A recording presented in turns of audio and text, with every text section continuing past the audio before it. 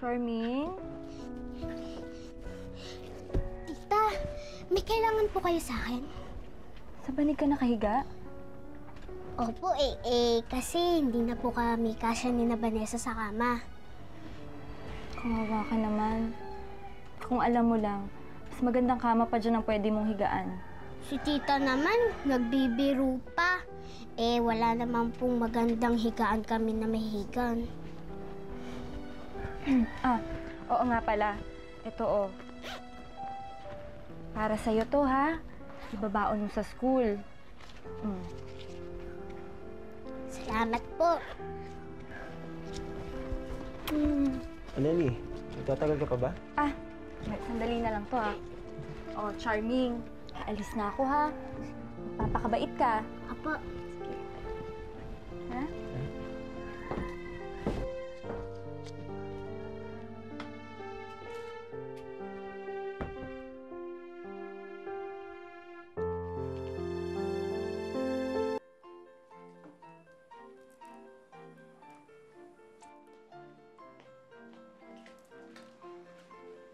Ate Sushmita, ano po kaya magandang regalo kay inay?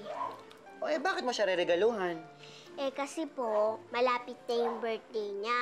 Kaya gusto ko po siya ibili ng regalo. Ay! Nako, ibigay mo siya ng lason, ano? Para matigok na nanay mo. Para hindi ka niya saktan. Alam mo, ikaw talaga, kung anong tinuturo mo sa bata. Bakit ikaw lang nagsabi rin dati, di ba? Na yung nanay niya demonyita? Hindi naman po.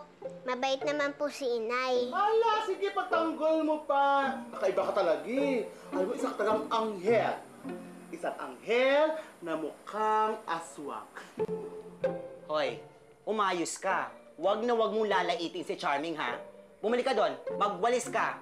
Nangingialam ka dito, walis! Na.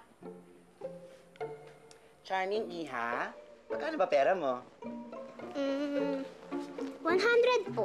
Aba, 100? Marami ka na mabibili dyan. Bakit hindi mo siya bili ng ipet o kaya pantali sa buhok? Effect na yon. Nako, binilang niya pantay para sa leeg para magbigti ng nanay niya. Walis! Oo na. Huwag mo siya papansinin, ha? Paano, Charming? Kasi wala pang luto si Ate Sushmita. Alam ko nagugutom na ang baby ko. Kaya, uwi ka na. Sige po.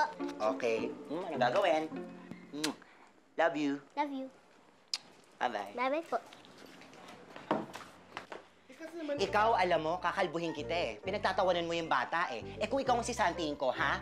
Kasi Para naman- ikaw ang magbigti. bakit ba? Tatangkulan mo, kakainin natin. Ang dami mo sinasabi. Munggo! Ikaw tawa ka ng tawa dyan. Gusto mo kalbuhin kita, total, libre naman ang mga gupit mo dito eh. Di ba, inuutang mo lang? Kaya ngayon magbabayad ka, okay? Oo na.